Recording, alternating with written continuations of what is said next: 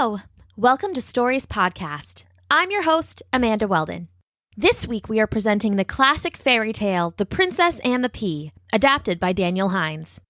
Thanks! Enjoy the episode! The Princess and the Pea. Once upon a time, there was a lonely prince. He lived in a lonely room in a lonely castle on a lonely cliff that overlooked a lonely kingdom. You may think that's an awful lot of lonely, and safe to say, the prince would surely agree with you. He hadn't always been so lonely. When he was a boy, his father, the king, would take him hunting and fishing and riding and all sorts of exciting things. They would leave before the sun showed her face on the horizon and stay out until it set below the cliffs, just having adventures and meeting interesting people. His mother, the queen, would sometimes come along, but she never much liked hunting or fishing or riding. She didn't like adventure either, come to think of it. And people? Definitely not. They gave her a headache, especially the interesting ones. Now, none of that is to say she wasn't a good person, because she was. She loved her husband and loved her son, and, well, she felt that her life was plenty full of love with just the two of them, thank you very much. So, one winter, when the king got sick while hunting in the rain, the queen got so scared that she locked down the whole castle and the prince found himself suddenly and completely stuck at home. No matter, he thought to himself. My father will be well again soon and will be back out adventuring in no time.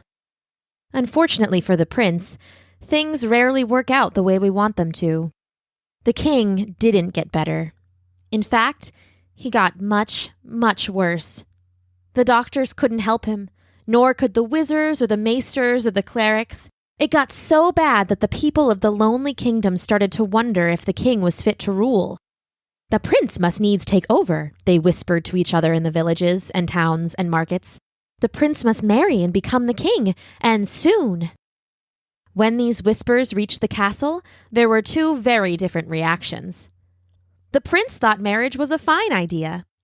A princess to be his bride would surely make the lonely castle feel less, well, lonely. The queen thought marriage sounded terrible.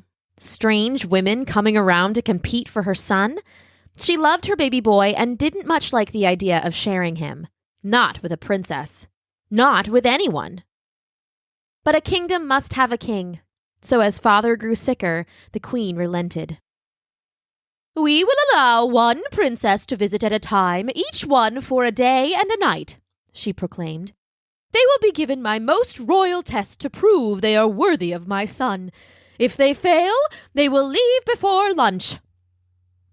The prince thought that was a little harsh, but it was better than nothing, so he agreed. The very next week, the first princess arrived at the lonely castle.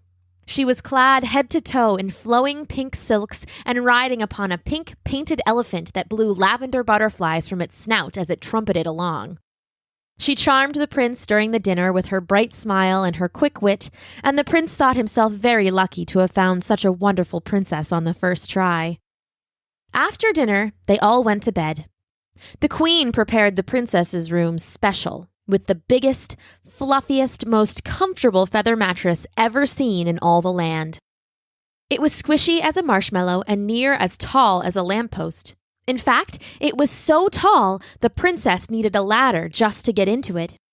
This seems a little high, she said as the queen stopped by to say goodnight. Nonsense, replied the queen. Nothing but the best for you. So the princess laid down her head and slept soundly the whole night through. The next morning at breakfast, she asked, So when is the royal test? The queen smiled. First, tell me how you slept last night. I slept wonderfully. You failed the test! Guards, get her out of the castle immediately! So the princess was pulled from the castle and thrown on her elephant and chased out of the kingdom. You see, the princess didn't know it, but the queen had hidden a single pea underneath the giant mattress. One lousy, lumpy green pea. The queen told her maids that a true princess would be so delicate, even a single pea would keep them up all night. The truth was that she wanted an impossible test, so she wouldn't ever have to share her son. But she didn't tell her maids that. She didn't tell anyone that, not even herself. The next day brought another princess. This one came covered in red and orange velvet like tongues of fire, riding on a camel with 7 humps, each a different dazzling color of the rainbow. She was dazzling too, and soon dazzled the prince. But the next morning at breakfast, the queen smiled and said, "First, tell me how you slept last night." "I slept wonderfully." "You failed the test! Guards, get her out of the castle immediately!" So the princess was pulled from the castle and thrown on her camel and chased out of the kingdom. Night after night, week after week, this same scene happened. The prince could only watch in horror as each princess, kind and charming and bright, was thrown from the castle and onto their ostriches and alligators and hippogriffs and chased out of the kingdom. He begged the queen to tell him what the test was, but she would only smile slyly and say, "A true princess will know." And even though the queen thought she was just pretending, she was exactly right. 100 nights and nearly as many princesses later came the most humble girl they had yet seen.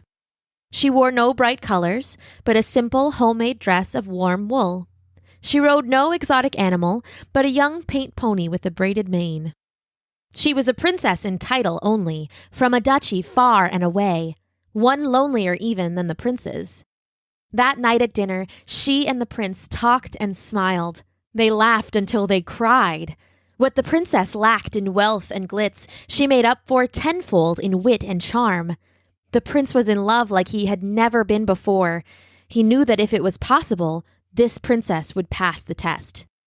So, it was much to his dismay that the next morning, when the queen asked how she had slept, she replied, "I slept wonderfully, thank you." "You failed the test! Guards, get her out of this castle immediately!"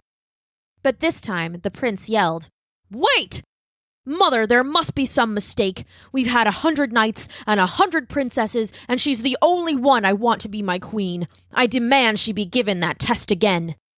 The queen grumbled and mumbled and complained, but in the end, the prince got his way. That very night, as they headed off to bed, the prince took the princess's hand and said, "I don't know what the test is, but I know you'll pass. You're a true princess if anyone is." "I'll do my best," said the princess, ever humble, but she was already thinking. You see, this princess wasn't particularly delicate, but she was very, very smart. So as she went to bed and climbed the ladder and tucked herself in, she thought about that morning. The queen had asked her how she slept, but why would that make her fail a test? Unless... The clever princess rolled out of the bed and slid down the ladder and used all her strength to lift up the edge of the great puffy marshmallow mattress. To her delight, she saw a single, lousy, lumpy green pea resting underneath. A pea! Smart as she was, the princess instantly understood what it meant, and what she had to do. So the next morning when the queen asked, "Tell me how you slept last night," the princess groaned theatrically and said, Well, the truth?" "Yes, the truth." "Okay, yesterday I was too embarrassed to say it, but..." Go on, go on."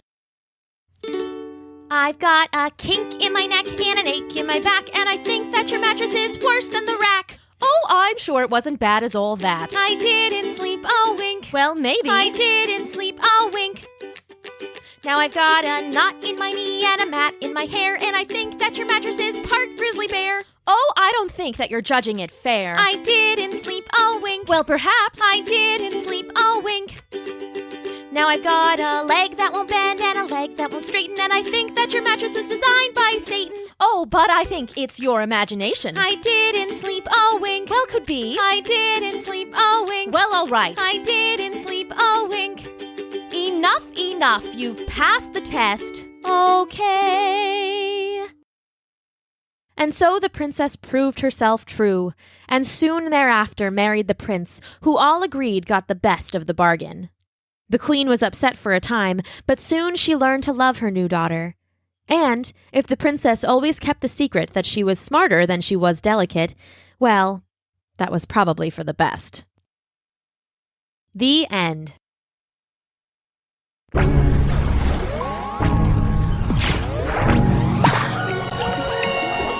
Thanks for listening.